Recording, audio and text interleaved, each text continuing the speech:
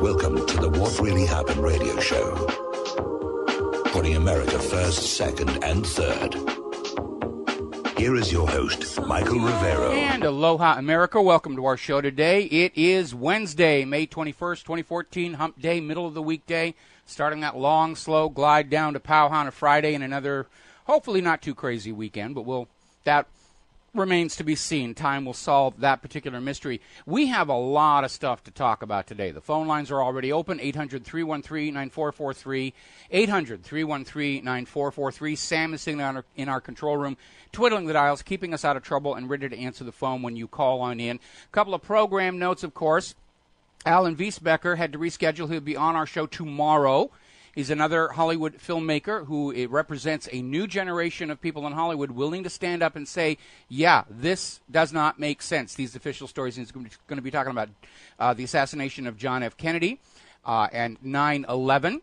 And so we're going to have that on tomorrow. Now, Thursday, May 29th, James Fetzer will be our on-air guest talking about the new book from Jim Norvell, who is sadly no longer with us, which contains new information about the Kennedy assassination, in particular that Lee Harvey Oswald helped the FBI foil an assassination plot against John F. Kennedy in Chicago, which tells us Oswald was an undercover intelligence asset. And the plotters of the Kennedy assassination probably realized who the snitch was, and that's why they set him up as the patsy in Dallas, Texas. Or the FBI just figured he wasn't useful anymore. And there's a lesson for all of you listening to this show who are informants for various government agencies. It doesn't matter how good a job you do or how wonderful your accomplishments. When they decide that they need you set up and dead, you will be set up and dead. So think about that as you're going to bed tonight. The corporate media today, of course, is proclaiming the death of the Tea Party after yesterday's primaries in 6 states here. Senator Mitch McConnell won by a landslide, but he is very, very popular. But the corporate media is basically taking the Tea Party's they're gone here. The establishment against the Tea Party, and the establishment has won. And, of course, a big part of that is, of course, that the corporate news media continues to portray the Tea Party as extremists for their adherence to the Constitution. Apparently, pro-Constitution is now considered an extremist view by the American corporate media. Mea maxima culpa on my part. Yes, I support the Constitution, and I view any government not complying with the Constitution as illegal and illegitimate. Behind all of this, we have to ask the obvious question. Did the Tea Party candidates get the Ron Paul treatment? Now, we remember Ron Paul's campaign in 2008 and 2012 generated huge grassroots support. In 2012, Mitt Romney was photoshopping the photos of his rallies to try and make the crowds look bigger than what Ron Paul was getting. And now, of course, Rand Paul is out there openly saying, yeah, Ron Paul was cheated by vote fraud in the primaries. Well, here we are in primaries again. And candidates who are not part of the establishment pro-banker, pro-Israel cartel are getting the heave-ho. Now, there is one piece of good news from yesterday's primaries, and that's up in southern Oregon, where Jackson County voters approved by a huge margin a ban on GMO seeds anywhere in their county, because a big part of the economy in southern Oregon is seeds. They grow plants, harvest the seeds, they sell the seeds in little packets down to your local gardening store. And obviously they don't want GMO contamination. Now, neighboring Josephine County, I haven't gotten the final numbers, but it looks like that anti-GMO measure passed there, but will not go into effect because apparently last year the Oregon legislature passed and the governor signed a bill to forbid local counties from passing any laws restricting the use of GMOs. Now, because Jackson County's measure was already approved for the ballot, they got an exemption. But here we see, once again, ordinary farmers standing up saying, we don't want GMO, and the government just kowtowing to Monsanto and saying, oh, no, you can't decide for yourself what's going to be in your gardens. That's entirely up to the government. Harump, harump, harump, harump. Monsanto and other GMO purveyors, if you will, spent millions and millions of dollars in Jackson County trying to defeat the measure, and it still won by a 2-1 margin. So people are waking up and realizing that the campaign with the largest amount of money is probably not working in the public interest, especially after Citizens United and this ridiculous Supreme Court decision saying, yes, you can spend as much as you want. Let's just hand the country over to the rich because the United States of fascism will lead the world into whatever. Now, the other big scandal that's getting a lot of coverage on the corporate media, possibly as a distraction from other issues, of course, is the Veterans Administration. And already they're having to back off Jay Carney's ridiculous statement yesterday that Obama only found out about the VA scandal from the TV news, which was exactly the same dodge that he'd used about the IRS harassment of dissidents and conservative groups. And, of course, we now know from those documents that Judicial Watch obtained through a Freedom of Information Act lawsuit that Obama did know all along. We know that the White House certainly was informed about the problems with the VA all the way back to when Obama first took office. So they've already backed off on that and saying, yes, we were having discussions. And there seems to be an unwritten rule inside the White House that whatever they said yesterday is no longer operative, and it's just impolite to refer to it. This is what you will believe and write today. And, of course, those prostitutes and correspondents in the White House press corps will just nod and obediently write down whatever's going on. But we, the people, have longer memories than that. And we, the people, understand that this represents another lie coming out of the White House. You know, that President Clueless had no idea it was going on until it was on the corporate media. Maybe Barack Obama ought to get himself a web browser and start reading whatreallyhappened.com or listen to Republic Broadcasting. You might actually get a little ahead of the curve on what's going on there. So Obama got up today and he made a big impassioned speech. I will not stand for misconduct at the Veterans Affairs Hospital. Well, you stood for it for 5-6 years now. Didn't have a problem with it before until the public was aware of it, which makes you wonder about all those other things the public is not yet widely aware of, that Obama's doing the nudge, nudge, wink, wink. But he's up there speaking sternly, I will not stand for this. Yeah, okay. Meanwhile, more whistleblowers are coming forward from inside the Veterans Administration. One whistleblower has now expanded this wait list, the hidden secret wait list, to an 8th facility. And now the U.S. government, trying to act like it's appalled and in control of the situation, is now investigating 26 Veterans Administration hospitals across the country. By investigation, meaning they're going to find whatever they need to find, make sure it gets locked away, and say, it's all been resolved, we can't assign blame, it was a systemic problem, and our veterans returning from all of these wars of conquest are going to go on receiving very poor quality, very much delayed medical care. Down in Miami, another whistleblower is basically saying that there has been drug dealing, theft, and abuse inside the Veterans Administration Hospital down there. And this one is getting really, really ugly. This is a story that came out of InfoWars. Apparently, over at one of the VA hospitals, there was a supervisor who was literally walking around and saying that we ought to take those older veterans and take them outside and shoot them in the head to save money. Which tells you very much the attitude of the government toward the returning veterans. They're just in the way. They're just a cost that we can't support. The patriotic thing for them to do over in the war zone is just die right on the spot. Remember when the Iraq War was first cranking up and all these horribly crippled and wounded soldiers were coming back, and Rumsfeld came out and said, we weren't expecting this many to survive. You know, our spreadsheet said that this many were going to die right there in combat, and we wouldn't have to worry about them anymore. It's all banker mentality here. We got to take a break for commercials. We will be right back. And aloha, America. Welcome back to our show. We're going to take a phone call. Dustin in New Jersey. Aloha, Dustin. Welcome to the show. What's on your mind today? Hi, Mike. I wanted to talk about the VA. I think Bush is still in charge. Because under him, they had the VA scandal, remember? And also under him, he had the Katrina, the New Orleans storm, remember? He didn't know what was going on for 3 weeks? Something like that. The only time they're Johnny on the spot is when they just conveniently have a training drill going on at the site of whatever's going to happen. When there's a real emergency, boy, like molasses in winter. Well, I'm sorry, Al Gore says there's no more winter. Again, the idea was that Obama came in promising he was going to reverse the policies of the previous administration, and obviously he's just continued the same policies and the same attitudes and the same lame, tired excuses. I only just found out about it. Boy, remember when Harry Truman was president, and on the desk in the Oval Office they had a sign that said, "The buck stops here"? I think on Obama's desk they've got a sign that says, "Buck? What buck? I didn't see a buck. Anybody see a buck? No, there's no buck." Yeah, I don't think. You figure at this point, it's the system.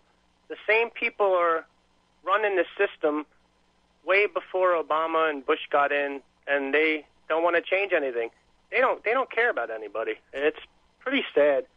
Well, I'm in agreement with you. What has gone wrong with the United States federal government is systemic, and it is the entire system as a whole. But, these politicians are running for office on the promise that they can change and influence things, although that recent university study says they're listening to the ultra-rich and not the American people. But Obama certainly has to bear part of the blame for having known about this and not doing anything about it, because he's too busy pushing global warming and Obamacare. And I think everybody who has served in the military and the families of everybody who came home from these war zones less than whole have to be infuriated right now at this displayed attitude from the Veterans Administration toward these returning veterans. Oh, you're just in the way. You're costing us money. What are you doing here? We're better off without having you around.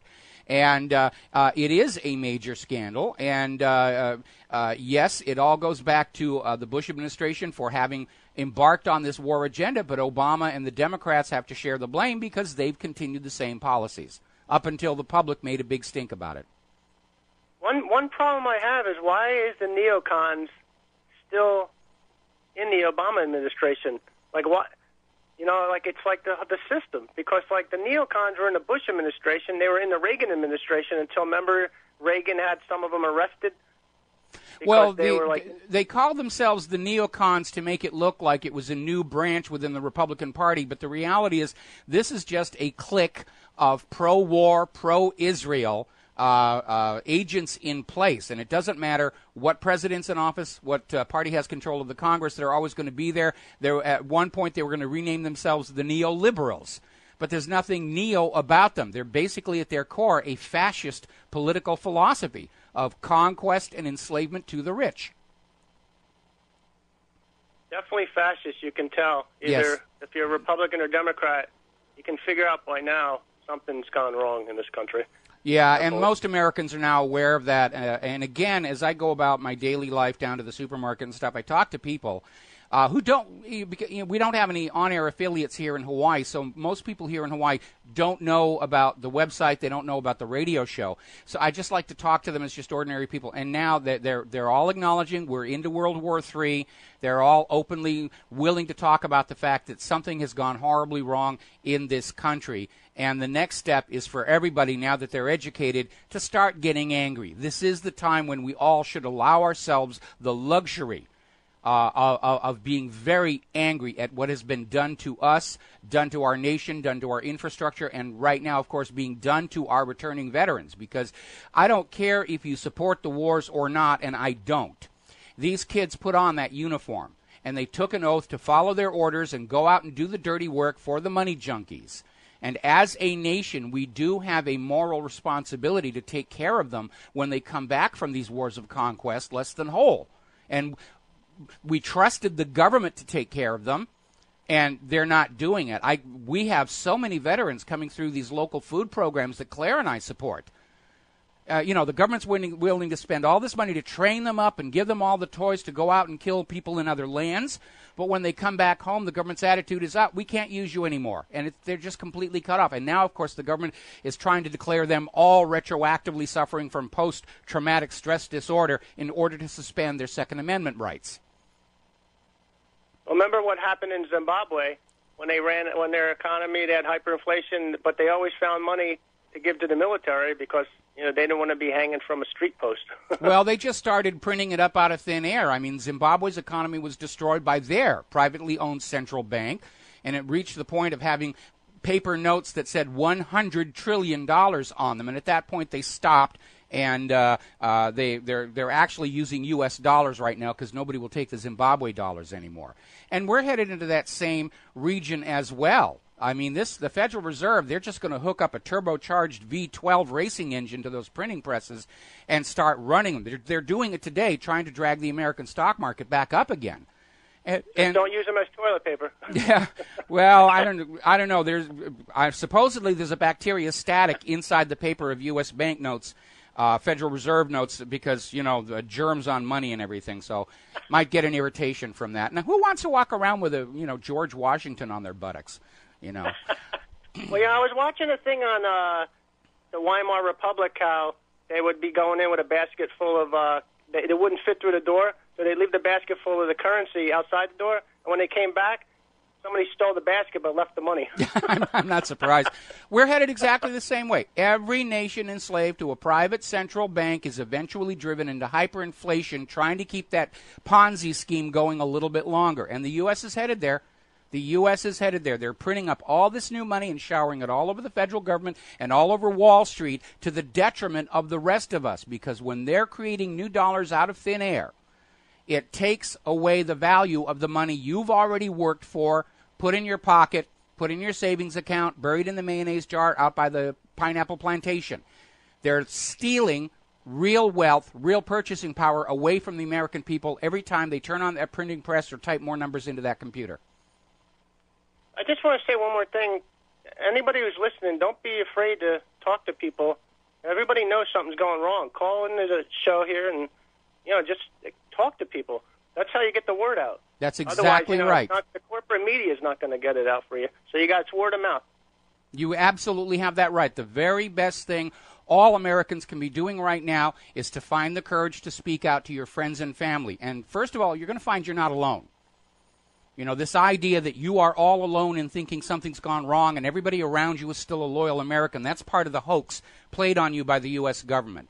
And then whenever you find courage to speak out, you will give courage to speak out to everybody around you. And it's working. I'm seeing it, just in the last 3 months especially.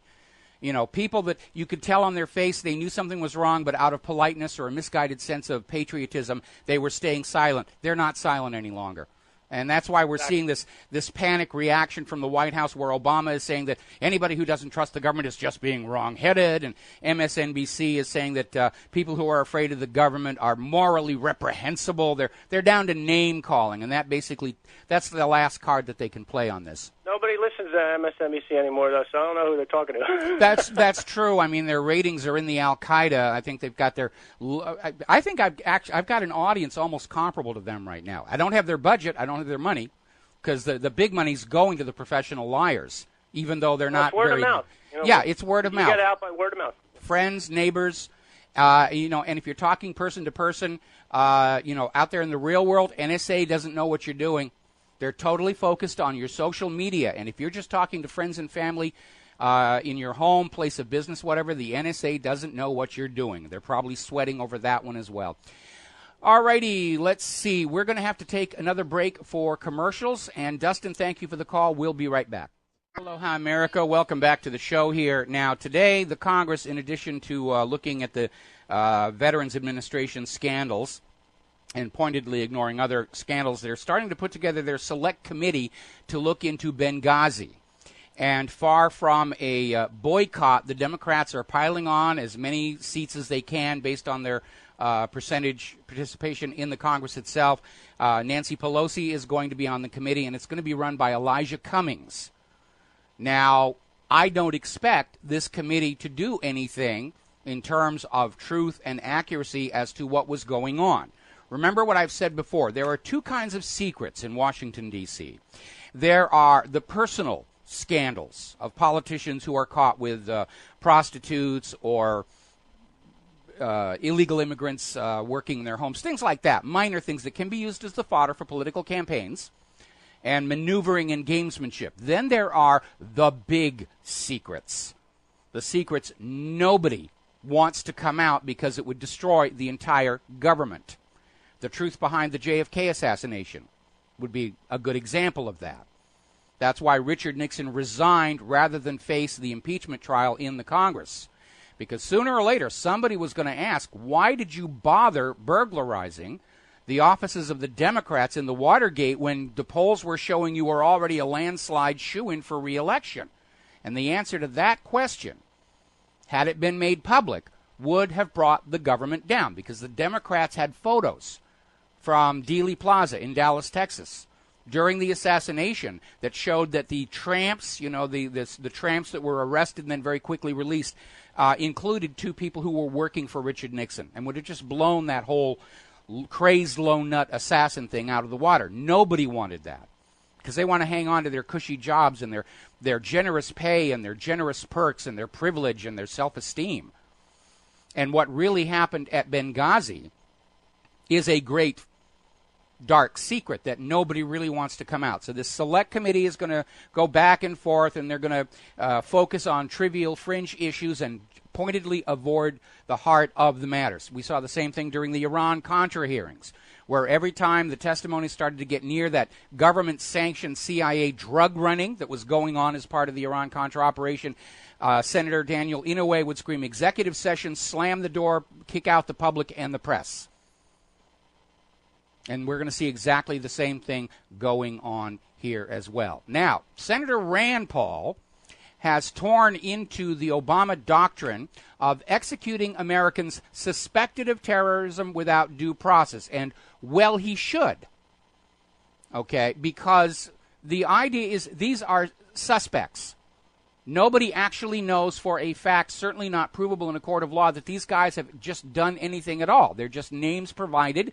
Very often just for the reward money that's being offered. I think he's a terrorist. All right, here's your money, goes on the list, boom, kill him. That is not legal. And I don't care what memos Obama says he's got, that it's now legal and constitutional to kill Americans without a trial on a mere suspicion. And they are going to come out with some version of the memo to try and make it seem legal, that under the terrorism, we can't take a chance. When you get to that paranoid state where we have a right to kill anybody that might eventually be a threat to the United States, that's almost 80-90% of the American population right now fits that category. Obama's come out with another little one of his comments saying that Americans are better off now than when he came into office. He's already campaigning for the Democrats for November in the primary season. Certainly Wall Street's better off. Israel's better off. All the top restaurants in Washington, D.C. are doing quite well. The rest of us, not so good. We ran a poll on that at my website. Are you better off today than when Obama came into office? 94% said no, they are not. And Obama's actually up there thinking that if he just says it over and over again, your lives are really so much better since I took office, that we're going to believe it. No, it doesn't work that way anymore. The trust is gone. Now, turning over to Ukraine, the Department of Homeland Security has become involved with the U.S. Treasury Department trying to hunt down assets owned by Russians in this country as part of this expanding sanctions situation. They're spreading out already, and they're going through looking for bank accounts that might be tainted by Russian money, and it's just another cash grab. It's just another cash grab. And there's a revenue stream for the government they're probably thinking very hard about. Every time you declare another nation an enemy, you grab the money they have invested in the United States of America. Doesn't have to be paid back. Great way to make money. Declare the rest of the world a complete enemy and grab all the money they've invested in this country. Now, a story that came out over Washington's blog, Western media blackout on the reality in Ukraine, and they're talking back about that horrible incident at the trade union's building in Odessa. The current body count now stands at 272 people who were tortured, gassed, bludgeoned, beat to death, and then set on fire. And the reality is this was the pro-Kiev, pro-Western people attacking the independence people. And yet the American corporate media is still trying to somehow imply that all of this is Russia's fault. because you're supposed to hate the Russians. If you're a loyal, patriotic American, you will hate who we tell you to hate, and you will love who we tell you to love. No, doesn't work that way either. Especially if you're telling us that war is coming and war is inevitable and we're going to have to be forced to fight. If we are forced to fight, it is our right to decide for ourselves who the enemy is. Now, Prince Charles is in some hot water. Apparently, he was out on a trip to a museum in Canada and basically made the comment that Vladimir Putin is following the same path as Adolf Hitler. Anytime they want to start a war, oh, he's just like Hitler. They were saying Assad was just like Hitler. Ahmadinejad was just like Hitler. Oh, they're all Hitler clones and everything. Now, again, let's take a look at what's going on. Hitler used torture. The United States and Great Britain are using torture. Hitler had concentration camps. We've got Abu Ghraib and Guantanamo and a bunch of others. I've forgotten the names. Diego Garcia. Hitler used false flag attacks to start the wars, like the Gleiwitz incident and the Reichstag fire. The U.S. used 9/11. I would be very careful tossing around allusions to Hitler and the Nazis, because a lot of that stuff's going to bounce back on us. And perhaps because of that very reason, he has come under a huge amount of criticism from his own countrymen back in Great Britain. In fact, according to the Guardian, there are calls for Prince Charles to abdicate over this, because it is a long-standing policy in Great Britain that the royal family has to maintain a political neutrality. They're not supposed to grandstand and upstage Parliament and the Prime Minister. And so there's a huge fury over there over this comment. Probably because the British subjects understand that, again, in this latest world war, we're the bad guys this time. We're not the good guys. We're starting the war. We're invading people all over the place. How dare they refuse to use the U.S. dollar? The White House is now accusing Russia of anti-U.S. propaganda. That is just too funny to even deal with here. Now there was an interesting story, and this was being reported over in the Daily Beast, and this was also being reported on the corporate media. There are an estimated 400 American citizens fighting in Syria. My expectation is they're probably hired mercenaries working for Blackwater Sea Academy. The corporate media is saying, oh, they're genuine converts to whatever it is they're converted to, and they're over there. And worse, they're coming back to the United States of America, and U.S. intelligence can't find them. Okay, well, if U.S. intelligence, let's for a moment stipulate that this is actually true, that for once in a blue moon, the U.S. government and the corporate media are telling us the truth, and these Americans who went over to Syria to fight in the terror campaign over there are now coming back to the United States, and U.S. intelligence can't find them. Well, if they can't, then why are we spending all this money on the NSA spy system? They've just yanked the entire justification for this violation of the Fourth Amendment on the American people right out from under the entire NSA. They can't find these guys. I personally think what's going on here is they're setting a propaganda stage for one of these American Al-Qaeda to carry out a false flag attack in the U.S. in order to say, you're now all suspects, and we're justified spying on you all, and we're justified having checkpoints and stop and search at random. I think that's where this is going on.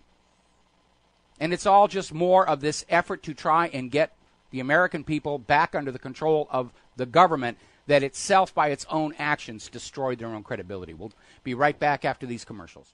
Hi, America. Welcome back to the show here.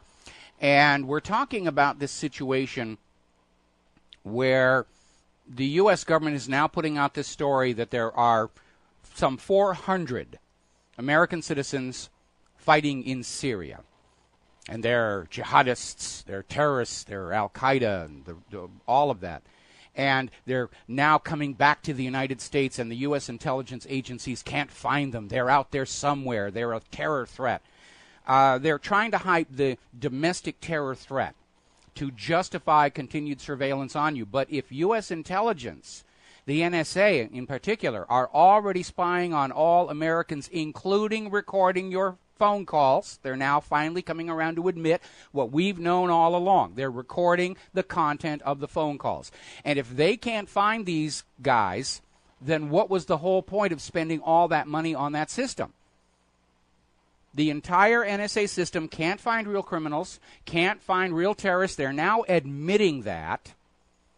It's just really, really good at keeping an eye on you, the law-abiding American citizen, to make sure that you're not having those double-plus ungood thoughts about the U.S. government, which Obama says makes you wrong-headed, and the bimbo over at MSNBC says makes you morally reprehensible.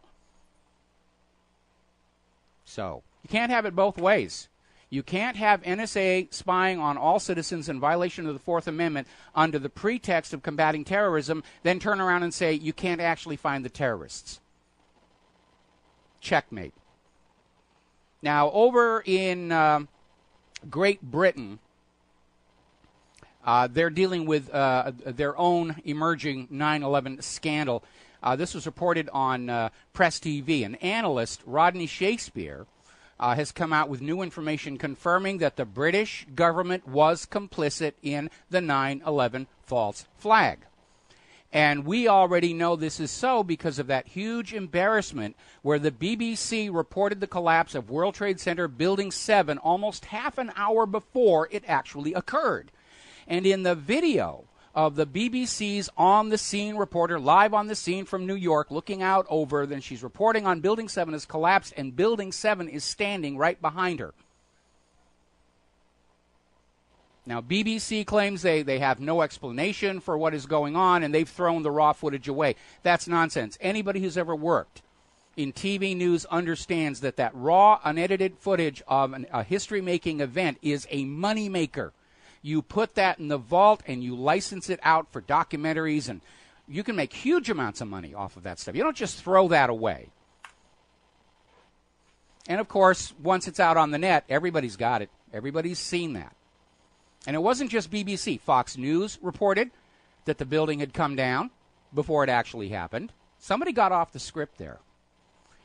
So the U.S. government, along with trying to shame us all back to being trusting and believing in the U.S. government, is mounting a new propaganda campaign to bolster the official story on pretty much everything. And with regard to 9/11, the latest spin, and this was commented on in Ex-Republic TV, the new spin is that the World Trade Tower buildings were intentionally designed to come straight down into their footprint if anything happened.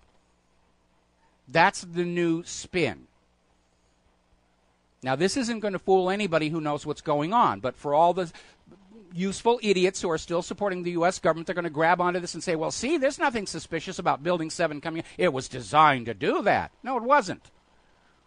The blueprints and plans for those buildings are out there for you to take a look at. Building 7, because it housed federal government offices, was built stronger and even more fire and bomb-proof than normal buildings. It wasn't designed to come down, certainly not straight into its own footprint. It's frankly a desperation tactic as far as I'm concerned, and I'm smelling panic in the halls of power. They're beginning to finally wake up and realize they've destroyed their own credibility with the American people and the people of planet Earth. So that's their latest attempt at spin. Trust is gone. The American people do not trust this government.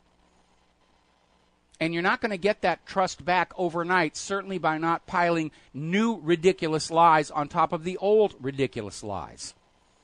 That old process of if at first you don't succeed, lie again, that's not going to work anymore because everybody's looking for more lies. Everybody's presuming everything coming out of the government and the corporate media are lies.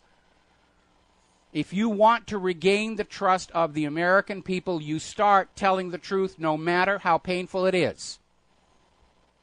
And I don't mean telling us the truth about the John F. Kennedy assassination, which happened before a lot of people listening to this show were even born. I'm talking about coming clean on everything. Somebody in Washington, D.C. needs to have the courage to stand up and say, okay, the independent media was right. We've sort of been less than honest with you, but we're going to change our behavior starting right now. Everything's declassified. You can study it all, write your history books and everything, and from now on, we will make sure that we are demonstrably truthful and accurate in everything that we tell you. Of course, that's never going to happen because this entire war agenda to force the world back onto Bretton Woods and the petrodollar can't move forward unless this government can lie you into these wars with impunity. So they're kind of between a rock and a hard place. Kind of a little bizarre situation. Representative Joe Garcia, Democrat down in Florida, he's the guy who's famous for picking out the earwax on camera, is now out there saying communism works. No, it doesn't. Take a look at what happened to the Soviet Union.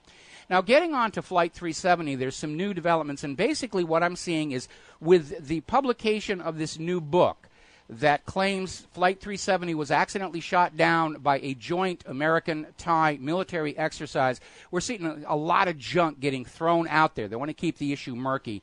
Interesting little story. I mean, the government of Malaysia is out there screaming this is a cover-up. The CIA is covering it up. They don't know what's going on. They're getting angry over there.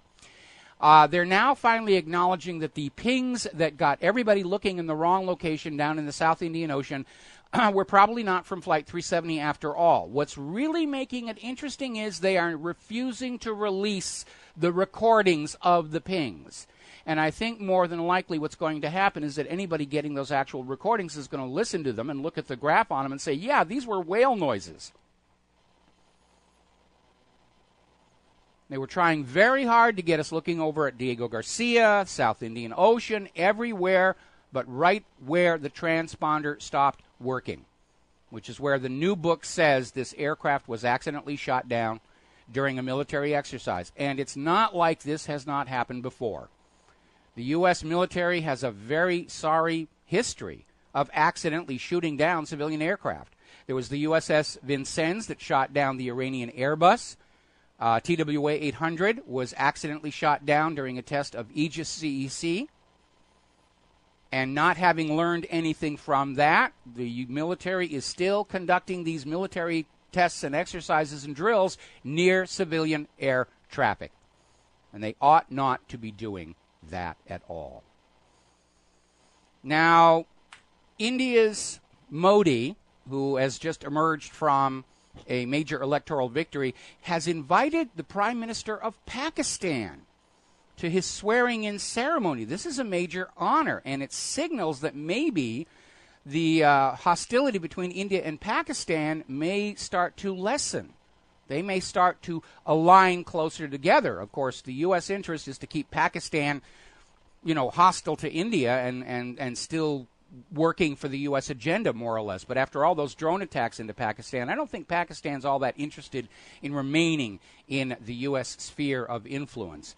Now, Modi's victory, of course, is clouded by huge allegations that their electronic voting machines were totally compromised. And there are allegations of massive vote rigging, election rigging, virtually throughout the entire Indian election. And we know this is a problem. It's certainly a major problem here in the United States of America. And it all involves those electronic machines which are hidden inside. You can't see the code. There's no verification. It's a theater show. You go in behind a curtain, you punch a button, and then that night the corporate TV news tells you who won. And you have no way of knowing if it's true or not.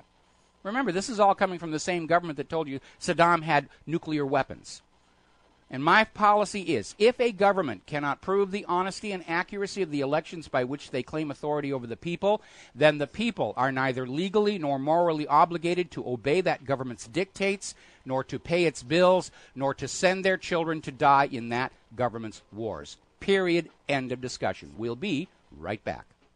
Aloha, America. Welcome back to our show today. And joining us on Skype right now is Ryan Dawson, fellow traveler on the road to restoring the American Republic. Ryan, thank you for spending time with us today, and what's on your mind? Just, of course, when you were talking about 9/11 earlier, it spiked my interest. You mentioned a BBC report from Jane Stanley, which is infamous, and also the Fox 5 report, that both of which had Building 7 in the background as they were saying it had already fallen down. But I thought I would bring something else up that earlier in that day, because that was around 5:20 in the afternoon, but earlier around 10:45, CNN, ABC, Fox, and several smaller outlets all had said that a 50-story building had collapsed. It was just covered in smoke at the time, but they were saying the firefighters, just, anonymous firefighters had been reporting this to them. So they were already jumping the gun in the morning, showing that perhaps Flight 93 or whatever the plan got botched. But that building was supposed to go down in the morning, and all of them talking about a 50-story building collapsing, and Building 7 was about 47 stories plus a penthouse. Well, it's rather interesting. If you look at the Nodé brothers documentary on 9/11, they just happened to be there doing a documentary on firefighters when they caught the footage of the first plane hitting the tower. And they basically followed the firefighters through the rest of the day and the tragedy. And at one point, it's in the documentary where the firefighters have been informed a third plane is on its way to New York. And we know, of course, that there were 4 planes involved. 2 of them hit the World Trade Towers. 1 hit the Pentagon. The 4th plane was Flight 93. That had to be the plane that everyone was being told was on its way to New York. I think the plan very clearly was to crash Flight 93 into Building 7. But I think, well, if you check the timestamps, it would have been about 23 minutes away from where, if it was going, much faster than they usually do, which would have been exactly about 10:45, which is when they reported the 50-story building falling.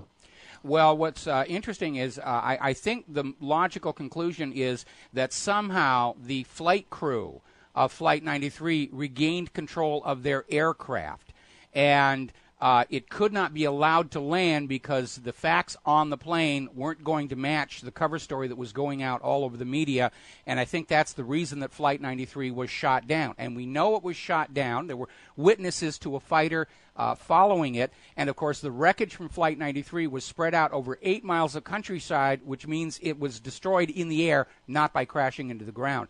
And so that left him with a problem. That part I disagree with. I mean, there were pieces that far away based on like 2 different reports of debris that was blown, but most of about 90% of the plane was on the ground. They have giant dumpsters full of it.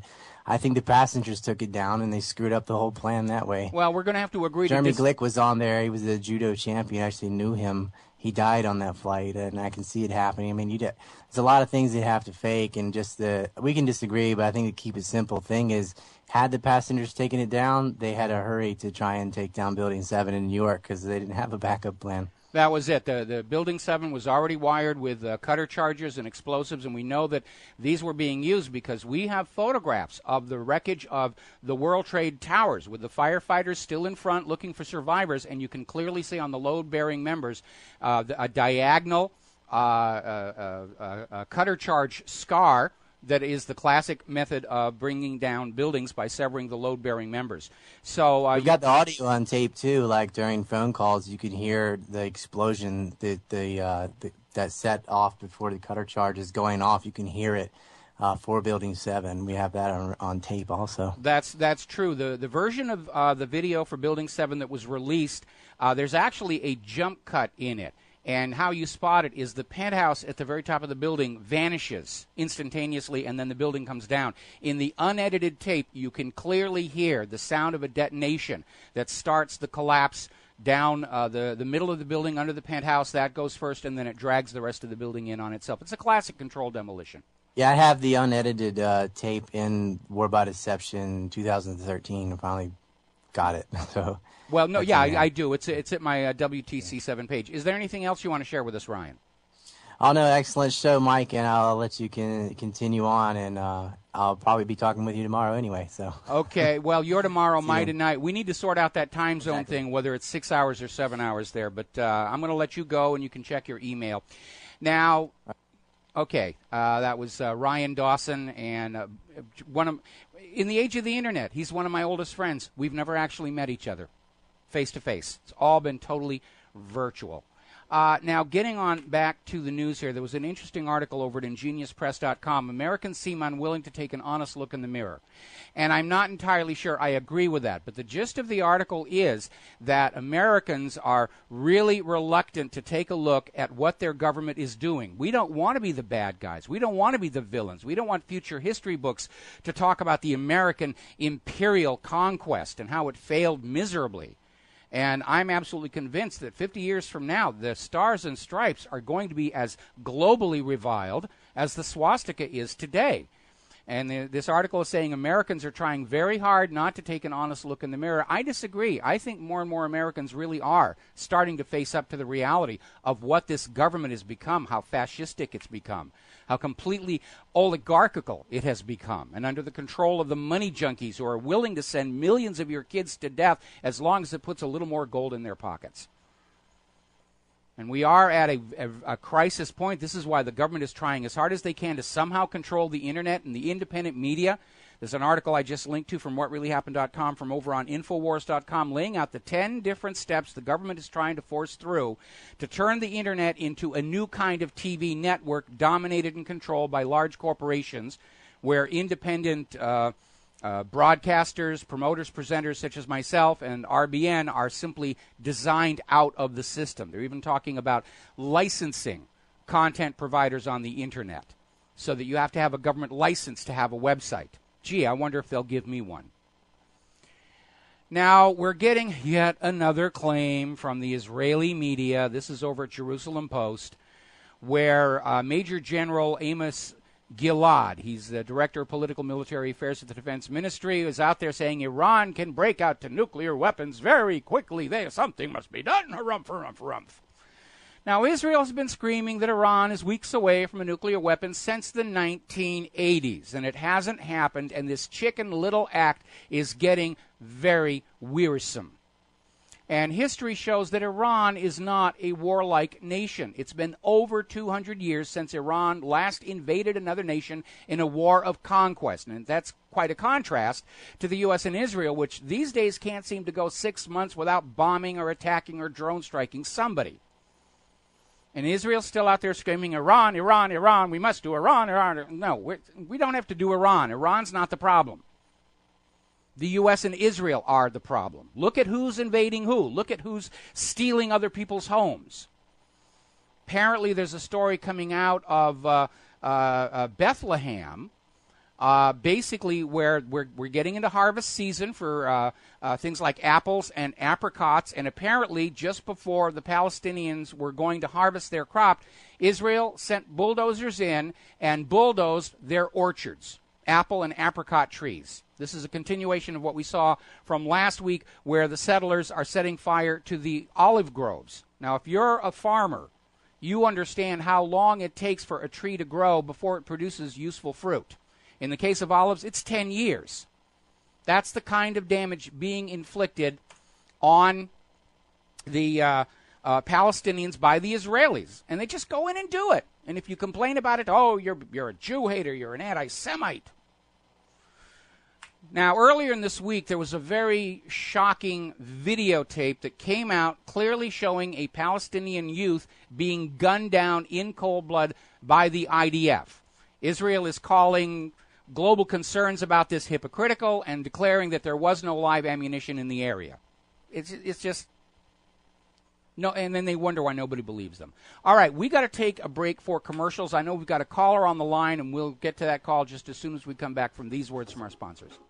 And hello, aloha, welcome back to our show here, and getting on back to the situation down in Israel. We got a caller on the line, Rick in Florida. Aloha, Rick, welcome to the show. What's on your mind? Hey, Michael, just calling about the last caller, the guest you had about Flight 93. What I have to say is tantamount to hearsay because I can't exactly say how I know. But I wanted to validate what you said, and I don't think this is a shocker, but that plane was shot down.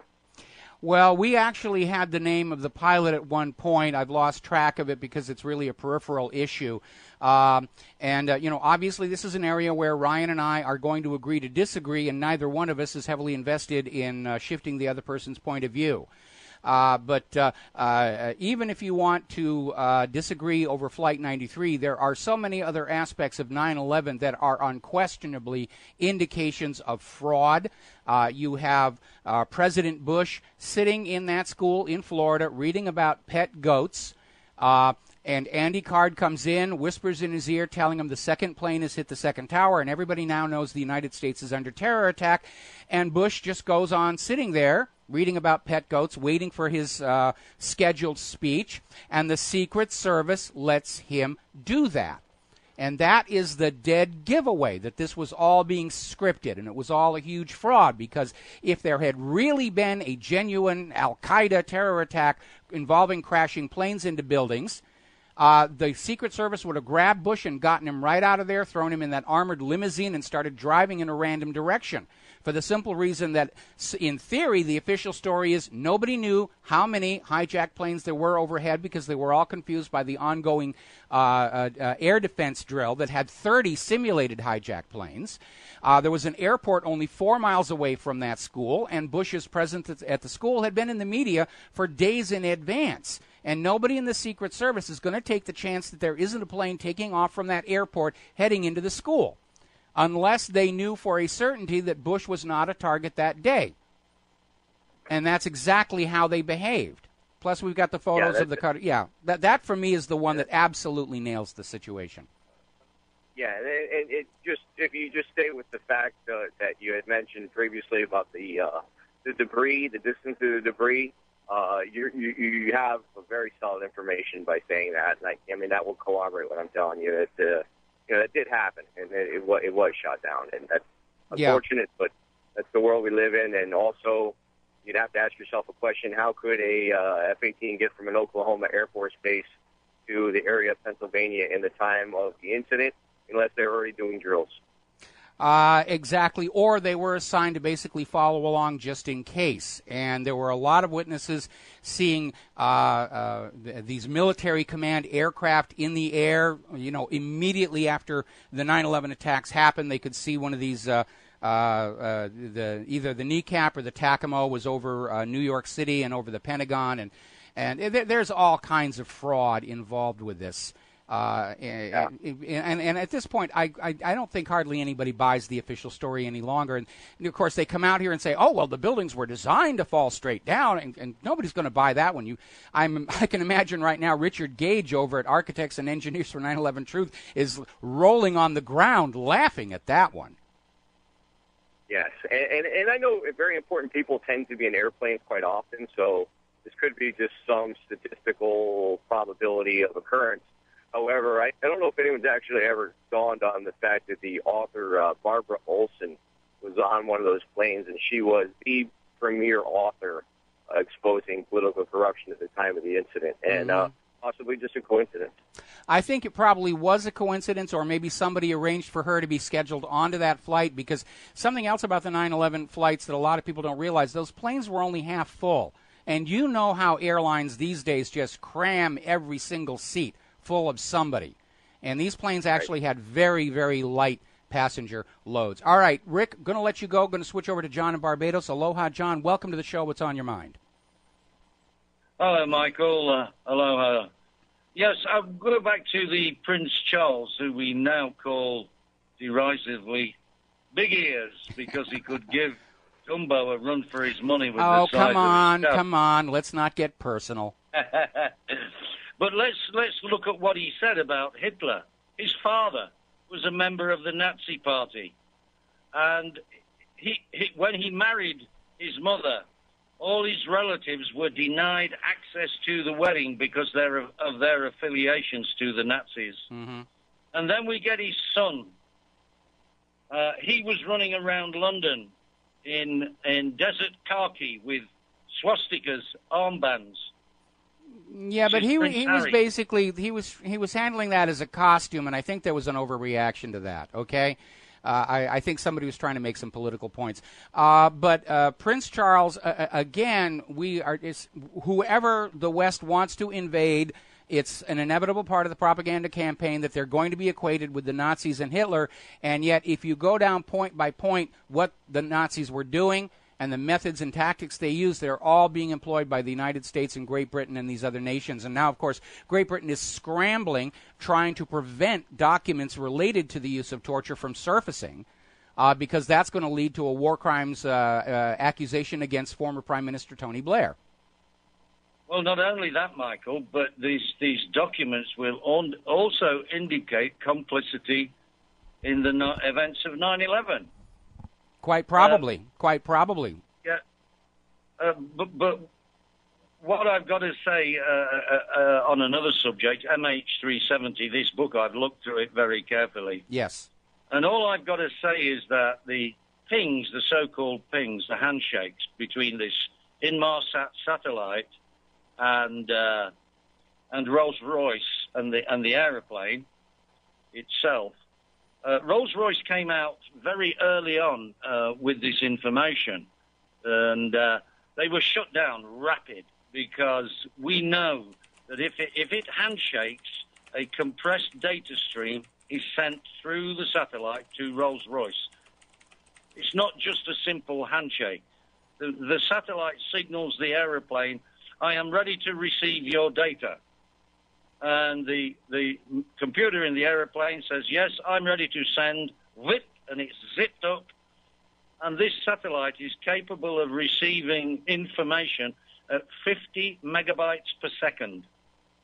So it's nonsense, this shoot-down theory. Well, I'm going to disagree because we already know. I mean, look at the extent the U.S. government went to cover up the shoot-down of TWA 800, including rescinding whistleblower protection for the recovery crews and the rest of it. I mean, if they shot down Flight 370, the first thing they're going to want to do is get everybody looking someplace else. And with the NSA's having backdoored and penetrated every computer system on Earth, it would be trivial to plant that engine ping data someplace to get everybody looking off to the west. It could be possible.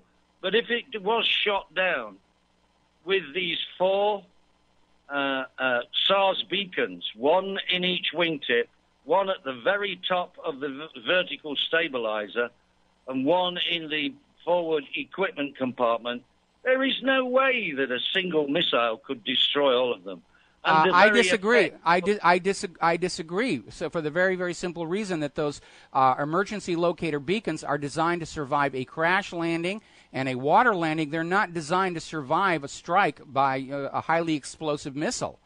And okay, we're gonna have to agree to disagree, and I got to let you go because we're coming up on a commercial break here right now. And when we come back, we've got another caller waiting on the line that I'm going to get to. So we'll be back after these few words. Hi, America. Welcome back to the show. We're going to go back to the phones. Nocium in the Netherlands. Aloha. Welcome back to the show. What's on your mind today? Well, there's nothing much on my mind today. Well, thank you for calling. Yeah. I want to say, in respect of Wibo Ockels, I don't know if you heard of, he died a few days ago. Wibo Ockels was from ESA, European Space Agency, and he was an astronaut. And he told us that we are destroying this planet. And I agree with him. I understand, and I knew his wife. I worked there also. So his last message was, we are destroying this planet, and we need to think. Because people don't think anymore. And that is the problem. Because I study movies and all that stuff, and when I look at movies, it's mesmerizing. You know what mesmerizing means? Yes, I know. I used to work in the industry. Nocium, let me cut in here on you a little bit.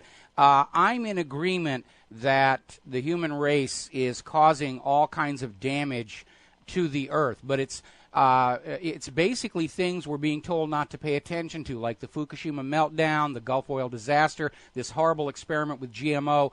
The media pushes, the damage to the Earth is coming from human activity, and you must curtail your activity and curtail your CO2, and it's all about selling us agendas. The reality is, if this government, if the money junkies were seriously concerned with destroying the Earth, they would not cut safety systems for the sake of profitability. Monsanto and Syngenta and all these other companies would back off and say, yeah, you're right. We're taking a huge, horrible risk tinkering with the code of life in such a reckless way. And these are areas of concern, but the corporate media doesn't want you thinking about those. It's all about, it's CO2 and global warming, and if you want to save the Earth, you will pay carbon taxes and buy carbon credits, and it's just another sales pitch, and it is a distraction away from the areas that really do present a threat to the continuation of human life. Now, obviously, Earth is going to be here long after humans are gone. We can't really destroy the Earth. It's a big piece of rock. We can destroy ourselves, and we seem to be taking some very reckless chances. I mean, this current war agenda, the reality is the United States does not have the assets to prevail in a conventional war against Russia and China, and that means inevitably it's going to go nuclear. And they're willing to take that chance here over in this argument over whose piece of ink and paper everybody's going to be using. And that really is a major threat to human life here on Earth. We could have a real version of On the Beach happen. I mean, we're still dealing with radioactive fallout from Hiroshima, Nagasaki, and all the nuclear tests that were going on for the longest time. You can still sample the air and find particles that are traceable to those events. And let's see what happens. Okay.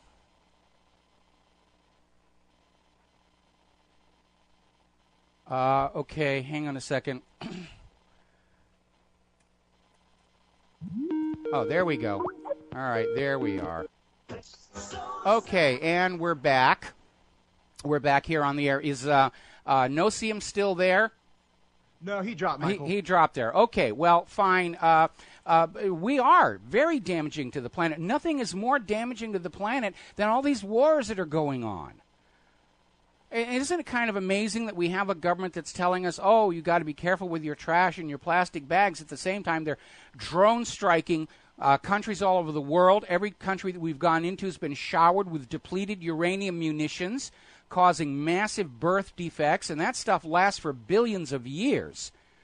So it's almost hypocritical to see the government just, oh, carbon dioxide is the bad guy. At the same time, they're radioactively poisoning the entire planet here. All righty, getting back over to Israel here. The U.S. House of Representatives on Monday voted to give the Congressional Gold Medal to Israel's outgoing President Shimon Peres. And they're awarding him the medal. This is the highest civilian medal the Congress can bestow. It's the civilian equivalent of the Medal of Honor. They're giving it to Israel's outgoing President Shimon Peres for having played, quote, a pivotal role in forging the strong and unbreakable bond between the United States and Israel. And by presenting the gold medal to him, Congress proclaims its unbreakable bond with Israel and reaffirms its continued support for Israel. And I'm having a real hard time not vomiting, because this is an expensive keyboard and I can't afford to replace it right now. But is it not humiliating to see the U.S. Congress just constantly bowing and scraping to this foreign government? Shimon Peres may wind up in jail like some of his predecessors have over corruption. What will happen to that Congressional Gold Medal when that happens? Oh, it won't be talked about ever again. Now, there is a little bit of good news coming out of the Israel situation because, as you know, the Senate Foreign Relations Committee has been pushing this U.S.-Israel Strategic Partnership Act of 2014. This is coming over from AIPAC. They wrote up this bill, which basically would give Israel unfettered access to our military support, additional money, just basically loot what's left of America, send it over to Israel. But it has now been pulled by Foreign Relations Committee Chairman Senator Robert Menendez, because at the last second a provision was added that would supposedly authorize the U.S. government to reject and ignore any agreement between Iran and any other country over the nuclear energy program. And what this is an attempt to block the P5+1. Because they're still trying to derail those talks with the sudden demand for more centrifuge takedowns, but there's still a chance these P5+1 could reach a deal with Iran, and this late addition to the U.S.-Israel Strategic Partnership Act would basically allow the United States to say, even though we were party to the talks, we reject the agreement and we're going to move ahead with the war. And Menendez yanked it on that, and I think he was very wise and prudent to do that. It is becoming very, very obvious that Israel is in control of the U.S. government and wants to send your children out to destroy their regional enemies. And, of course, no war is started for just one reason. Wall Street certainly has an agenda that they want Iran to suffer under a private central bank. The U.S. has an agenda that they want Iran's oil to be sold only for U.S. dollars. Israel wants a regional power player smashed the way they did to Iraq. And so when you have enough people with reasons to start a war, they'll start the war, and they'll come up with some concocted excuse. We're bringing them democracy. They're suffering under a cruel tyrant. They're committing acts of terror. They hate us for our freedoms and the rest of all this other stuff here. Now, Pamela Geller has come out again with a new series of bus side ads showing a photo of Adolf Hitler with Haj Amin al-Husani, who was a Palestinian community leader who later served as the Grand Mufti of Jerusalem. And on the basis of this, Pamela Geller is screaming that there should be no more financial aid. Those Muslims are all Nazis. But, Hitler met with a lot of people as head of state of Germany, including the Pope. So by Pamela Geller's logic, we should cut all funding and support for Christian countries. Playing fast and loose with the illusion. And again, they can't let go of Hitler. We'll be right back. And aloha, America. Welcome back to the show here. We're coming up on the top of the hour. You know what's really kind of ironic about Israel and Pamela Geller and Hollywood just constantly harping about the Nazis? I mean, we're talking about, the middle of the last century, and they still can't let it go. Do you realize they're actually giving Hitler what he wanted? I mean, Adolf Hitler was an egomaniac, like all world leaders are. They go to bed at night dreaming of future generations remembering their name. And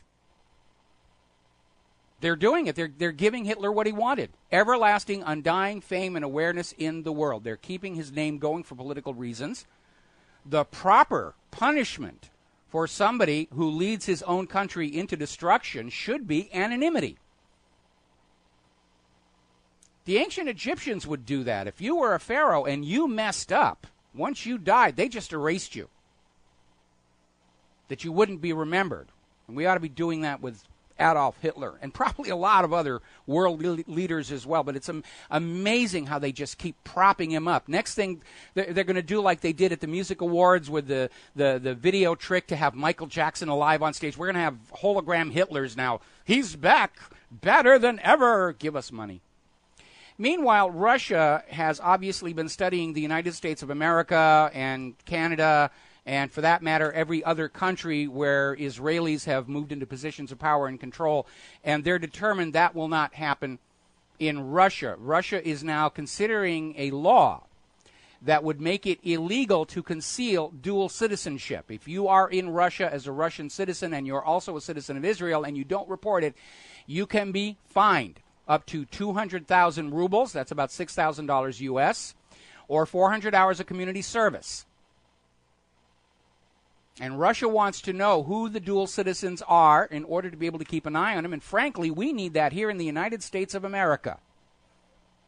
Because right now, in these trying times, America needs leadership, needs a government, needs politicians who will put America first, second, and third. And any obedience or obeisance to a foreign government has to come down, way down on the list, like 20th, 30th, 100th. This idea that the House of Representatives, it's like, don't they have more important things to be doing, and they're voting to give Shimon Peres the Congressional Gold Medal. That's a slap in the face of everybody else who ever won one of those. And it's another part of the same pattern. We're going to put gold things and plaques on the people we want you to admire and pay attention to. And we're not going to give gold plaques and things around the neck to those people who are out there saying things we don't agree with, like those people who doubt global warming, those climate deniers. We're going to cut their funding and take away their tenure. They're not going to get published in awards on the wall because you have to believe the people who are selling you this global warming nonsense. We're going to take a phone call here. Kyle in Philadelphia. Aloha. Welcome to the show. What's on your mind? Oh, hey, Mike. First, I want to start off with a quick joke in relation to what you were talking about, is the radioactivity. Yeah. And there's two planets. The one planet says to the other one, "How you feeling?" The one planet says, "Not so good. I got a case of Homo sapiens." The other planet around turns to him and says, "Don't worry, it'll pass." And that's really the way that I feel. I mean, we are on a doomed, train hell-bound on the way to complete destruction of our race. And it's not something that's going to happen naturally. It's something that we're bringing about ourselves. I mean, there's an old story talking about radioactivity. I mean, you talk about Godzilla. For years, there's been, fears of radioactivity and the damages that it caused. And if you look back in a metaphoric sense, something like Godzilla is the sum of all of our fears. It's the embodiment of what. Well, you have to understand, Japan at the time when the first Godzilla movie was made, they were cranking out all kinds of science fiction movies that had a theme of radioactivity and nuclear weapons because they were still the only country on Earth to have atomic bombs dropped on their civilian centers, and it became a core of their popular culture. Now, the reality is Earth has been here for about 4.5 billion years, by best estimates. Humans have only been here 500,000 years. We are a footnote to life on Earth, and we know from the fossil record that life will evolve, have its time on the Earth, and then go extinct. That is what is always happening. It's eventually humans will go extinct. I would prefer that we not hurry it along. But the real danger with this GMO technology is we're not only on potentially at risk for ending our own species, we could take half the biosphere with us. And one of the reasons we need to be concerned about radioactivity is because a lot of these artificially created genes are naturally unstable. And a little exposure to radioactivity could flip them into new configurations that are completely unpredicted. We were talking about that situation of the Gardasil vaccine being found to actually contain bits of viral DNA that had, while sitting on the shelf, mutated into slightly different configurations, which means their effect on the body of the patients it can't be predicted. Nobody knows. They've never been tested in that form. And populations, as a rule of thumb, reach a certain level. And then when they're at this certain level where their environment cannot sustain them anymore, whether due to their own activity or their outside activity, they collapse. And you can see this every year. Every year you can see this in the mosquito population. Well, you're talking about the Malthusian catastrophe. And Albert Malthus, worked out the equations basically on the idea that the advancement of civil infrastructure and science and technology tends to be linear, whereas obviously population growth is exponential. And when you reach that crossover point, things start to break down. And I agree we're starting to see that here. Now, that being said, I am of the opinion that this planet could support the current human population quite comfortably if the money junkies and the governments had the will to take care of the population. But from their point of view, it's cheaper to just grow up a bunch of people and then send them off to fight wars to thin them out. Remember, National Security Study Memorandum 200. It was the goal of the U.S. to reduce population in other countries covertly so that they were less able to stand up to U.S. intrusion into their territories. Well, and it's not the physical human being that the Earth can't sustain. I mean, if you look at the numbers, we could have 3 times our population, and the Earth could theoretically sustain us. What the Earth can't sustain is our mentality and the way that we think, and this idea of tribalism and conquering and war, and I'm going to do what's best for me as opposed to what's best for the whole. And John Nash, the world-famous A Beautiful Mind, he came up with this in his game theory. Yes. His Nobel Prize game theory was that if the individuals worked for what was best for the whole, we would all come out better than if the individual worked for what's best for themselves, which is the Keynesian mentality. And it's well, it goes back to Adam Smith. Adam Smith was the one who came out saying, look, if everybody's being greedy and looking out for themselves, the system will progress. John Nash absolutely demolished that. Anyway, listen, Kyle, I need to let you go. We're coming up on the top of the hour. I want to try and squeeze in one more phone call from Steve in California. Aloha, Steve. What's on your mind today?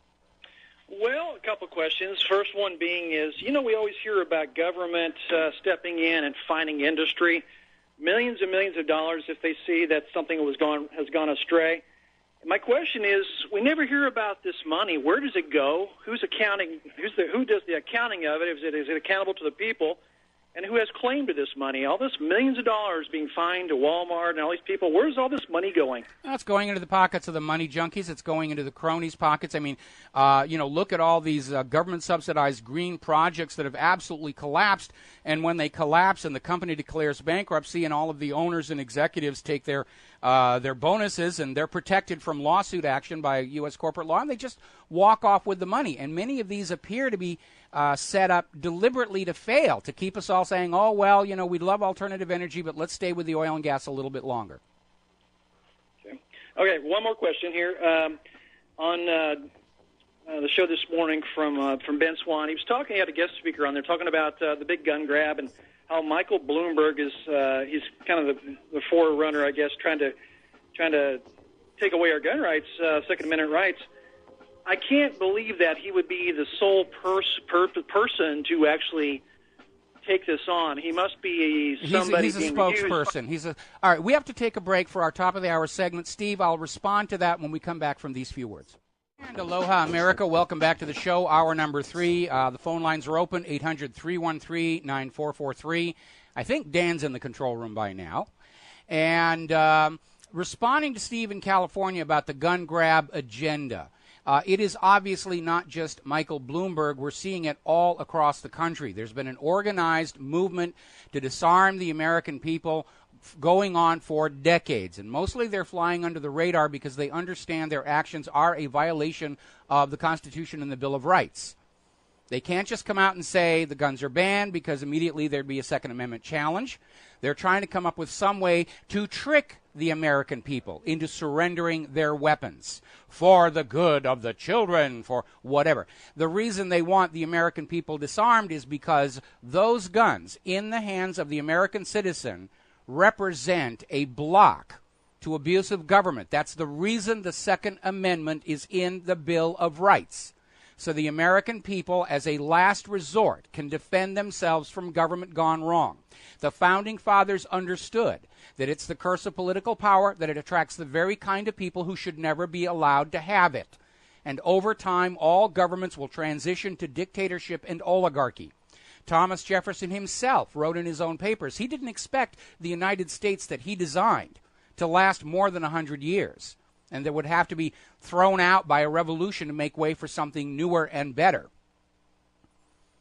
And so the gun grab agenda is ongoing. They're waving all of these mass shootings at us, but the only way to protect the children is to take away everybody's guns. Actually, if you started banning those SSRIs, a lot of violence in this country would go down. Not just the mass shootings, but domestic violence, which has skyrocketed ever since these medications came on the market, bar fights that would otherwise not happen, road rage, all of that stuff. And not to mention the abuse of ordinary law-abiding citizens by the police force in this country, because there was a study down in Florida that showed the police are higher per capita users of these prescription antidepressants than the general population. And we know the general population is something like 1/4 of the people are on these medications that can trigger these acts of violence.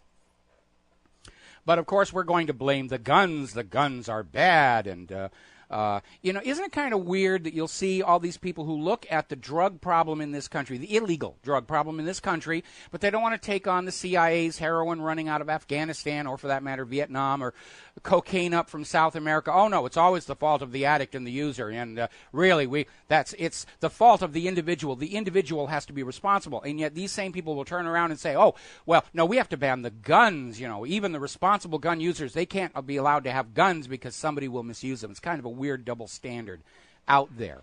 But the gun grab agenda is definitely there because this government now is confronting the reality. They have lost the trust, faith, and confidence of the American people. We're standing up and saying no to their agenda, and they don't like that. And they're throwing a tantrum. And they're saying, look, we have to take away their guns because then they'll do what we tell them to do. And that is exactly what the agenda is. To disarm the American people, to remove from us our right and our ability to say no.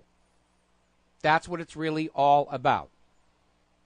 Now, the Supreme Court already ruled in United States versus Miller that the Second Amendment reserves to the American people the exact same weapons being carried by the standing army, which means if they have 30-round magazines, we're allowed to have 30-round magazines. If they've got rails on the front of their weapons for flashlights and lasers, we're allowed to have those as well. And they're trying to incrementally just reduce the kind of weapons we can have to keep us inferior in arms to the U.S. government, who are buying submachine guns and hollow point man-killing bullets left and right. That's how afraid they are right now. So Bloomberg is, a figurehead. He's out there trying to lead the charge, but he is not alone. He's well supported by this agenda, by the money junkies, to somehow ban guns so that they can be safe in their beds at night knowing that the American people aren't going to come and try and take some of their wealth back. If we're a free people, we have the freedom to say no. There is no freedom without the freedom to say no. And right now, it's confirmed. We're living in an oligarchy where the rich are just running things for their own benefit. They've gone off the constitutional reservation. They're not complying with the Bill of Rights. It's an illegal, illegitimate junta that has seized power through fraudulent elections and is now looting America as fast as they can. Now, speaking of the bovine excrement flowing, this story just came out of the Daily Mail over in Great Britain. Is Al-Qaeda planning to attack America? Intelligence agencies concerned at increasing stream of threats, blah, blah, blah, blah, blah, blah. Chicken Little, the sky is falling, the sky is falling, the sky is falling. Only 2 years ago, they were saying Al-Qaeda was all but eradicated. Now, no, they're back stronger than ever. They're coming to get you if you dare doubt the United States government. So they may be signaling another false flag to try and scare us back into obedience. But if you go to this article, and I did link it to the front page of whatreallyhappened.com, and you read the comments under the story itself, nobody is buying this. Nobody is buying this. They have played this dirty trick on us way too many times. Al-Qaeda is a complete fake. I know there are people out in the world who think they're working for Al-Qaeda, not realizing they're working for Mossad and CIA. The whole thing was created so the government had an enemy to wag at you. If you've read George Orwell's 1984, they had the enemy, Emmanuel Goldstein, who was always blamed for all the bad things that were going on and all the bad things the government had to do. If we don't have Visa screens in all of your living rooms and if you don't agree that 2 + 2 = 5, Emmanuel Goldstein's going to win.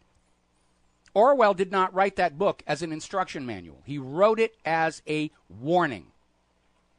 And we are a little late in realizing that's what was going on. But they're back out there. Terror threat, terror threat. If you don't let us spy on you, Al-Qaeda's going to get you. Al-Qaeda's hiding in your bedroom closet. They're underneath your bed. They're tearing the tags off your seat cushions. They're passing gas in the elevators at the shopping malls. And we've heard it all before. And we know it is all nonsense. By the way, little side note. Al-Qaeda literally translates as the base. In Arabic slang, it means a toilet. Now, if you were forming a terror group in the Middle East, in the Arab nations, would you call yourself the toilet? No, you wouldn't. Whoever came up with this Al-Qaeda nonsense was not that familiar with the Arab culture. It's a fake. It's another fake from the government that brought you Saddam's nuclear weapons. All right, we got a couple of callers on the line. Let's grab one before the commercial break. Pat in Illinois. Aloha, Pat. What's on your mind today? Aloha, Michael. I don't listen to you every day, but I do read you every day. Okay. And so I quote you all the time. But that may be a mistake. Well, it could be. And 99% of the stuff you say and I read about that you say, I agree with. Thank you. But in this particular article about the Pope Francis going public with support of RFID chip implantation, yeah. Do you know how valid that site is? Because I'm reading that the National Report is a satirical site. Well, thank you for pointing that out. I was kind of wondering about. Yeah, some people send me some bogus stuff during the radio show, hoping that I will put it up, and I will take that down because it was nonsensical. The only reason I posted it at all is I wanted to put a punchline on the bottom of that. Anyway, that would be a big deal. All right, sure. I will yank that one. Thank you for calling my attention to that. Pat, we're going to let you go and very quickly switch over to George in Texas. Aloha, George. Welcome to the show. What's on your mind? How you doing, Mike? Doing fine. Talking to a couple people in Russia, I found out there was a new law passed in Moscow. Like all this Western entertainment stuff, they're trying to clean up the obscenity, like Miley Cyrus and all that stuff. Yes. And And the thing is, I found out Russian people, they like country music, but they don't like that other decadent crap that's coming, and they're trying to clean it up because they don't out of decency laws. Well, that's not just them. I mean, here in the United States, if you watch TV, I mean, with the exception of like HBO and Game of Thrones, you're watching movies on the other cable channels. They're blurring things. They're bleeping out words. I watched Paul, that wonderful comedy about the alien, and of course, there's a huge amount of profanity in the movie, which is part of the storyline, and it was all being blanked out.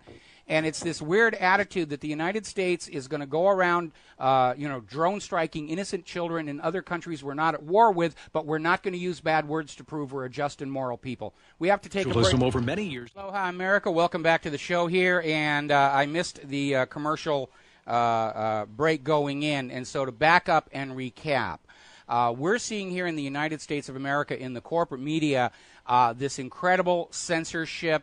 They're blocking out bad words. They're blurring, bodily parts on naked women, like we don't already know what naked men and naked women actually look like. And sometimes it gets ridiculous. I was talking about the movie Paul, which is this wonderful comedy about a space alien stranded here on Earth. And there's a lot of profanity in the movie, which is part of the storyline, and yet it gets blocked out.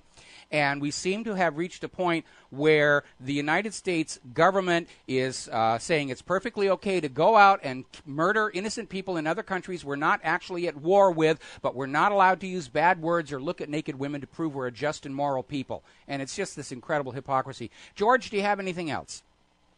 The thing I noticed when I was driving home listening to the classic rock stations, there's a lot of lyrics being blurted out, like the Kinks song Lola. 3/4 of the lyrics are blacked out. Okay. I actually don't listen to a lot of radio. I mean, we have a Golden Moldy station here that I listen to when I'm in the car. They're not doing that yet. But we do know that back during the Bush administration, when Clear Channel was buying up all the radio stations across this country, they had amazing amounts of money available to them. They instituted a ban list on certain songs with anti-war themes that were not to be played anymore, even on the oldies stations. And a lot of the really best music from the 1960s is just not on the air any longer. If it touches on the issue of peace and the evils of war, it's all about, they'll play the songs about romance, and I broke up with my girl, and, do I have the latest fashion trend? And today's corporate-produced rock music is just a thin, shallow copy of what the musical revolution of the 1960s was really all about. They've adopted the forms of it, but not the content, and certainly not the political agenda that was underneath all of that. Well, I noticed one song you don't play on the radio more, and that's the Styx song, Welcome Grand Illusion, because it really spells out what's going on in this country today. Yeah, it really is. But, the good news is anybody who wants to can go out on the Internet and find all this stuff. You can go over to iTunes. Their prices for these songs are very, very reasonable. You can go back and get your favorite albums, you can build your own music collection of these songs that the radio is not going to play for you. Oh, okay, Mike. Have a good day. All right. Thanks an awful lot. I intend to do just that. Let's see. We've got Lee in Indiana. Aloha, Lee. Welcome to the show. What's on your mind? Well, I want to say that I agree with about 95% of what I see you write and post. Mm-hmm. And your website and rinse.com are the two I check out daily to see what's going on. After doing so, I feel I do know what's going on. Huge changes going on in the food market, the GMO crops, and all the stuff that's dying off, the bananas, all this other stuff. But these drought stories that I'm seeing off of California and down in Texas and elsewhere, I hope you would give me just a minute for some constructive criticism without smacking me down. Okay. I mean, I have looked at the Department of Energy's TAP program that they had out online several years ago. I have looked at the stories, for example, at 21stcenturywire.com, where you've got people talking about the new term is now geoengineering. There is aerosol spraying going on, which is affecting the water supply in this country. So I really have a problem with you calling people disformers with that. Okay, bye-bye. Bye-bye. Yeah. Bye-bye. Can't handle it, can you, Mike? Okay, bye-bye. Okay. what's going on with the Western water supply is really very simple, and the farmers out there have been complaining about this for decades. The western half of the United States, it's all desert. California's mostly desert. These areas are kept productive and green through these massive aqueduct irrigation systems that are not being maintained. And vast amounts of drinkable water, usable water, are leaking through the cracks into areas where it is not needed and just simply lost. And, of course, this government does not want to admit that they have been neglecting the infrastructure, even though we can look around and see it every single day of our lives. So they're going to blame it on global warming, or they're going to have some shill call into the show say it's chemtrails and aerial spraying and so forth and so on. And, again, we're seeing this full court press by the government to try and regain the trust of the American people away from the independent media. And a big way they think they can do that is to plant bogus stories on the independent media so the corporate media can say, oh, aren't they crazy for XYZ? And one of the ones they're constantly trying to plant are chemtrails and the Apollo moon landings were faked and all of this other nonsensical stuff. It's called poisoning the well. It's a classic propaganda tactic.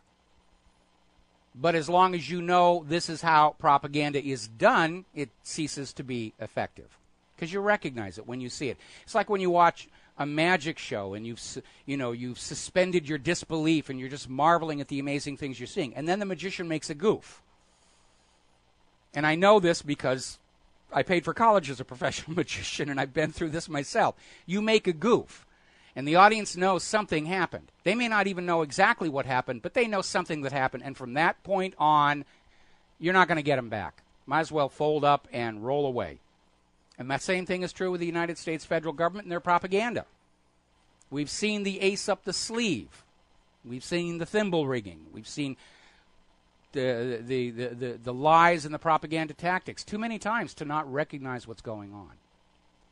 All right. Now then, story out of thehill.com. The White House is picking up the pace on executive actions.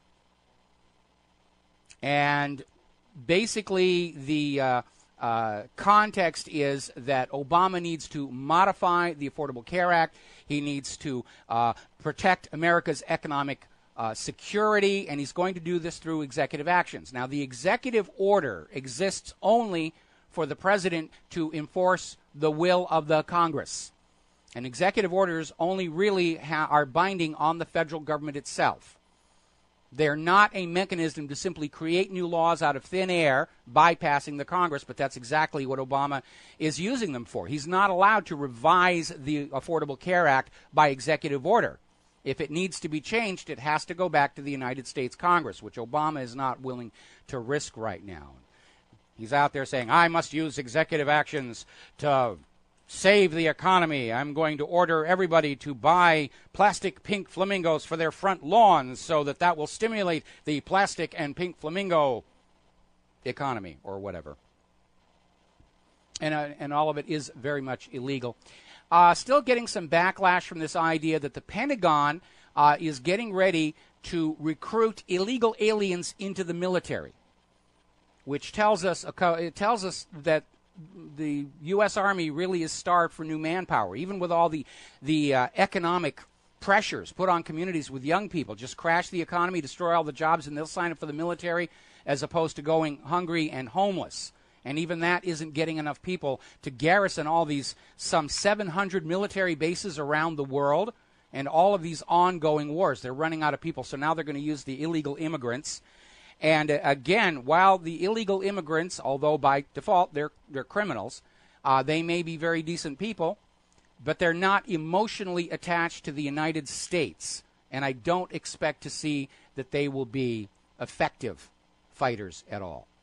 All right, we got to take another break for commercials. We'll be back after these words from our sponsors. And aloha, America. Welcome back to the show. And speaking of Wall Street and the bankers, back in 2008, there was a hedge fund manager, Mark Spitznagel, who made a hugely profitable billion-dollar bet that the 2008 crisis was going to happen. He saw it coming ahead of time. Now, today, he's out there warning that stocks will likely collapse by half their value in 2014. Now, I'm not sure I agree with Mark, because right now we're in a system where the Federal Reserve is just going to keep creating money out of thin air to prop up Wall Street and the federal government until we're down in Zimbabwe territory. They're going to just basically keep on creating new money for themselves at the expense of everybody else, because it's a hidden tax. When they create new money to give to themselves, it takes value away from the money you've already worked for, put in your pocket, put in your savings account. They're stealing real purchasing power from you. All right, we're going to grab some phone calls here. Peter in Los Angeles. Aloha. Peter, welcome to the show. What's on your mind?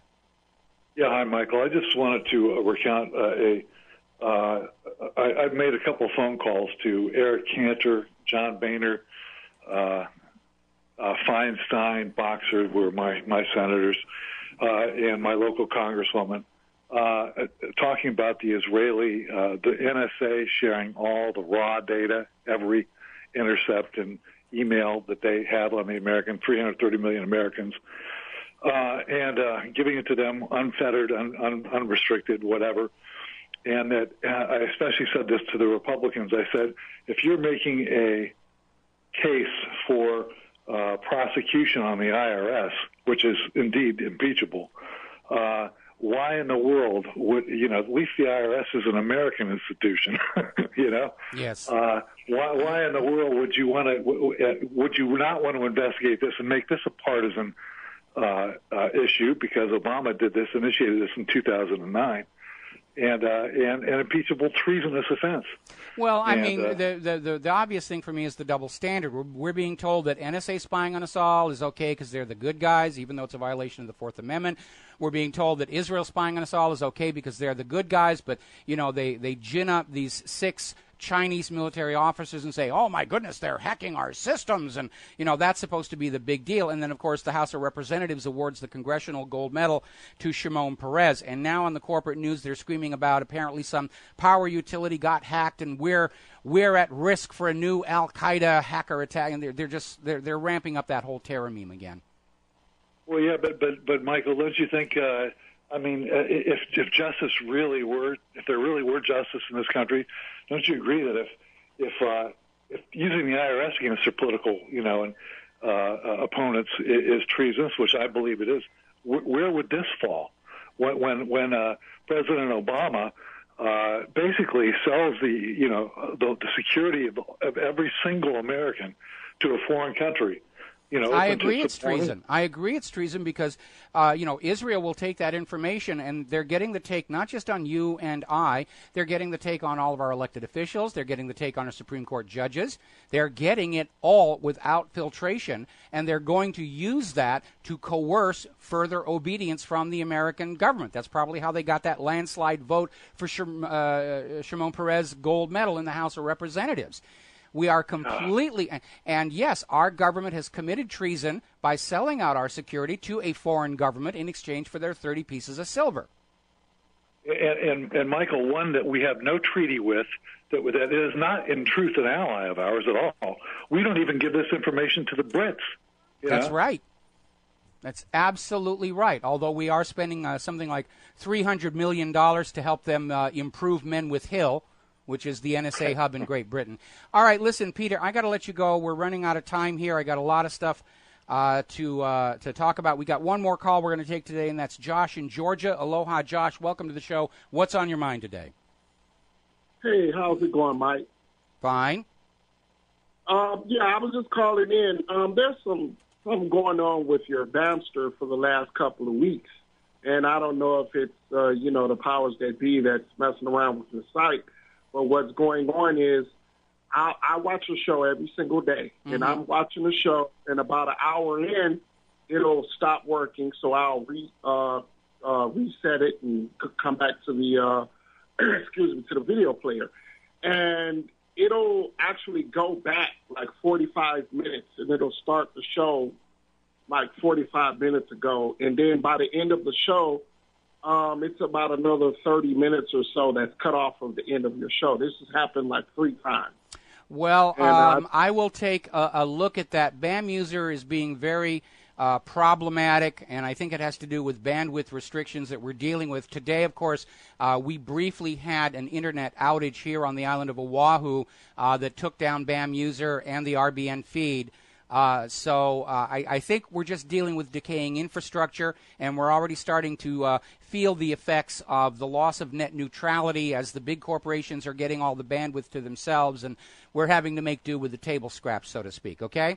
So, Josh, I'm going to let you go here. I got a bunch of stuff I want to get to before the top of the show, the end of the show, rather, here. Story out of the Los Angeles Times. And I have not seen this one on the corporate TV news yet. The Obama administration has adjusted, via executive action, key provisions of the Affordable Care Act to potentially make billions of additional taxpayer dollars available to the insurance industry if companies providing coverage through the Affordable Care Act lose money. Gee, I hate being right all the time. I told you this was going to happen. One way or the other, they're going to take your money away from you and give it to the insurance companies and then kick part of it back to the federal government as taxes. Obamacare is a disaster. It was supposed to generate $200 billion a year in brand new profit for the health insurance companies, and the U.S. federal government would get their piece of the action through taxes. It didn't work. Less than 2% of Americans have signed up for this. There's a big scandal going on where apparently data processors for Obamacare in 4 states are being paid to sit there and do nothing because there are no new applications coming in.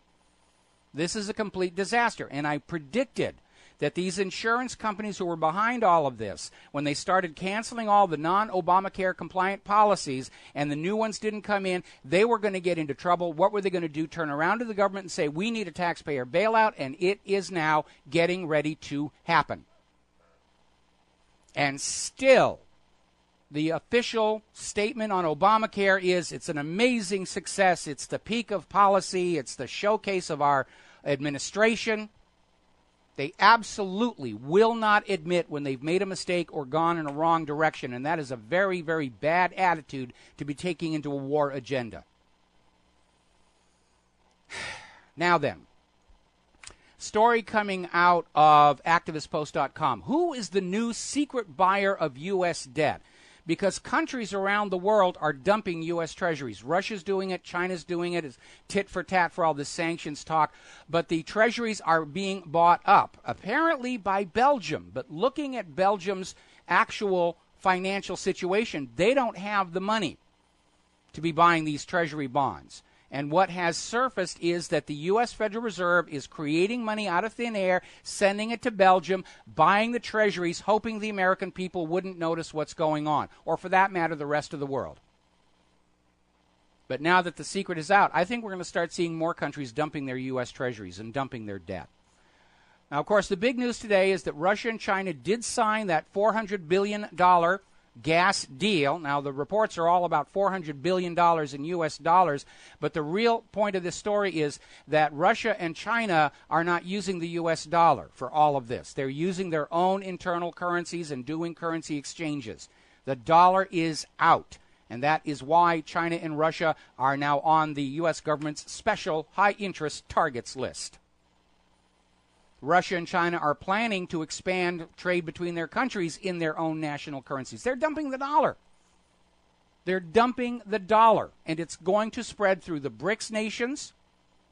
And that's why this U.S. government is so desperate to try and get a war going, because the only thing propping up use of the dollar internationally right now is the threat of U.S. military force if you dare stop using it. It's just like the mafia. You know, we're going to get a piece of the action from your commerce. If you don't give us a piece of the action, the enforcer's going to come on over and do bad things to you. That's what this is all about. The U.S. government is operating just like an organized crime running a protection racket. Now, there's an interesting article that came out of Asia Times about how the China pivot is fueling the Eurasian century. They're already out there saying, yes, China's on the way up. And the U.S. is trying to say this is all China and Russia's evil doing. No, it isn't. The U.S. government and Wall Street did it to themselves. We've got to take a break for commercials. Back with the last section of our show after these few words. Aloha, America. Welcome back to the show here. And Belgium just announced they're going to double their purchases of U.S. treasuries. And the corporate media spin is that Belgium is just doing this to aid the United States out of the goodness of their own heart. Belgium doesn't have the money to do this. An analysis of their balances within the government and their economy is in serious, serious trouble. They don't have money to invest in treasuries. They're getting it from the Federal Reserve under the table to try and keep the treasuries propped up as more and more countries start to dump them. Russia's already dumped 20% of their U.S. treasuries. China's dumped a similar amount over there. And Russia just bought 900,000 ounces of gold, worth $1.17 billion in the month of April. They're adding to their gold reserves. And, of course, this is a two-pronged attack because they're dumping treasuries, which is going to put downward pressure on treasuries as soon as Belgium stops laundering the Fed's buying of them. And, of course, by buying more physical gold, Russia's going to make it much harder for the New York Federal Reserve to replace the gold bullion belonging to Germany and all those other nations who are seeking repatriation. And, by the way, that's a good reason for you to be buying physical gold right now. You can go over to Republic Trading Group, and you can buy some real physical gold as a hedge against further runaway inflation. They're not going to be able to hold those gold prices down much longer. And the more physical gold that you buy, the less is available for the New York Federal Reserve to try and make good on all of Germany's gold that they leased and loaned out the back door and now can't get back. Now, yesterday, of course, it was a bad day on the stock market. Today, the plunge protection team was out there with freshly created money from the Federal Reserve to prop it back up. But the reason for the major drop yesterday were bad reports from retailers all across the country. Staples, Dick's Sporting Goods plunged. Target first quarter profit fell 16%. Now, they're trying to blame that one on the data breach. I don't think so, because the data breach is not a factor for Staples and Dick's Sporting Good and Walmart, which is also reporting lowered earnings. What's going on here is consumer spending is coming to a halt. The American people have been left with too little money. They can't go to the stores and buy things. Now, remember, before the crash of 2008, 60% of the U.S. economy was consumer spending, and it is now collapsing. And that other 40%, military weapons and so forth, is not going to be able to hold the whole nation up.